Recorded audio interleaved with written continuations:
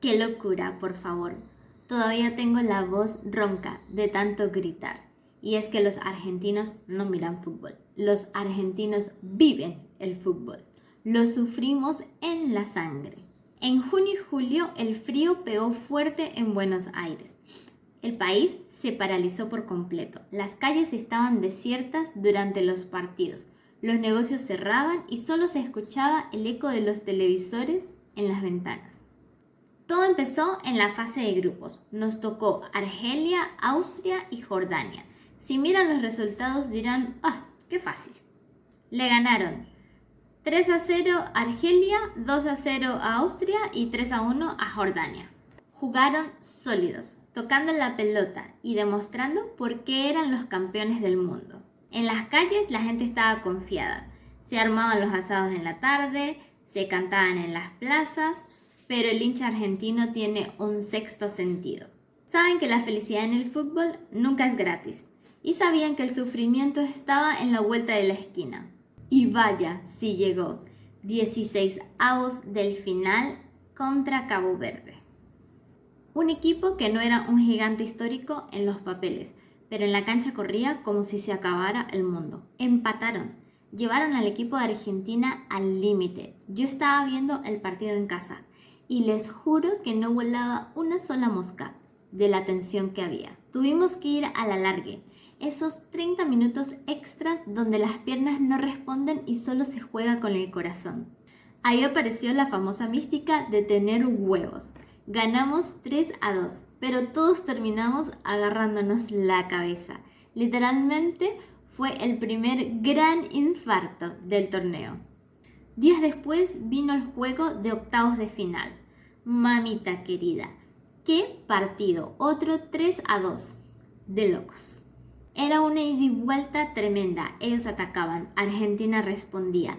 Cada gol que hacían lo gritábamos en el balcón con una furia tremenda. Hasta nos abrazábamos con el vecino que ni siquiera conocíamos. Y es que el fútbol en Argentina es así, rompe todas las barreras, es un abrazo entre hermanos. Pero si piensas que ahí terminaba el sufrimiento, llegó el partido de cuartos de final contra Suiza. Los suizos eran un relojito, precisos, centrados atrás. Argentina no podía entrarles. El partido estaba empatado y nos fuimos de nuevo a la largue. El país entero estaba de nuevo en un colapso nervioso. Las uñas de los hinchas ya no existían, pero entonces en el tiempo extra ocurrió un punto de quiebre. Un jugador de Suiza fingió una falta durísima y el árbitro le sacó tarjeta roja porque este jugador ya tenía una tarjeta amarilla acumulada. Expulsado. Ese fue el respiro que necesitábamos. Con un jugador más, Argentina encontró un hueco y pudo marcar la diferencia. Y al final terminamos ganando 3-1. La explosión de alivio en las calles fue ensordecedora.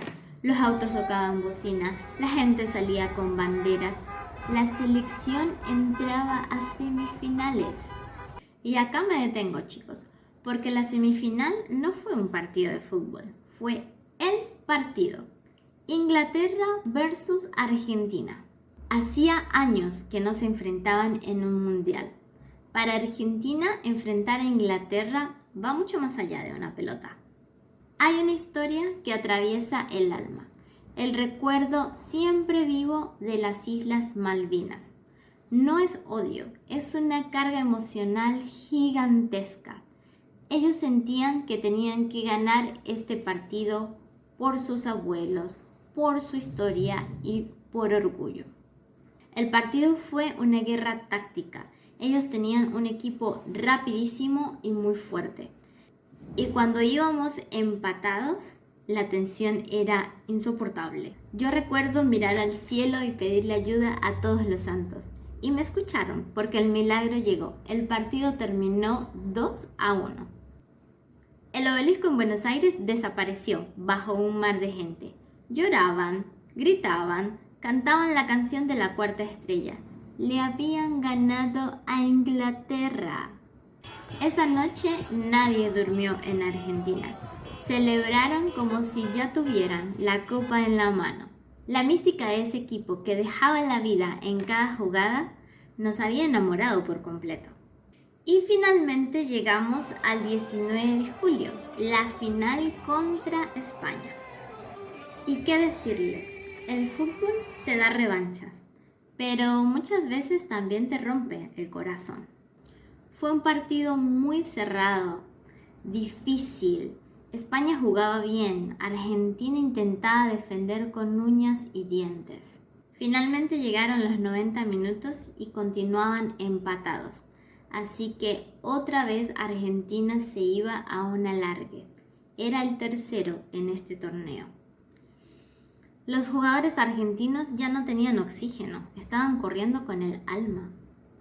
Y en el minuto 106, una distracción fatal le permite un remate perfecto a los españoles.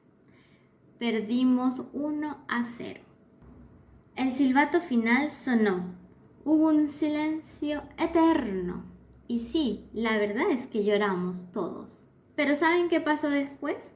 En los bares, en las casas, en las plazas, la gente empezó a aplaudir frente a los televisores.